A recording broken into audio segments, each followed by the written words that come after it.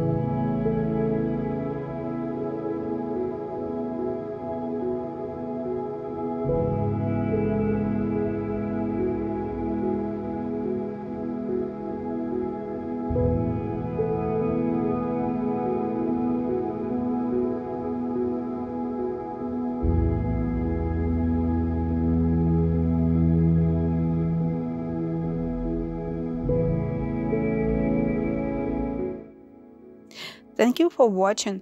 Let me know in the comments section below which book would you like to flip through in the next edition.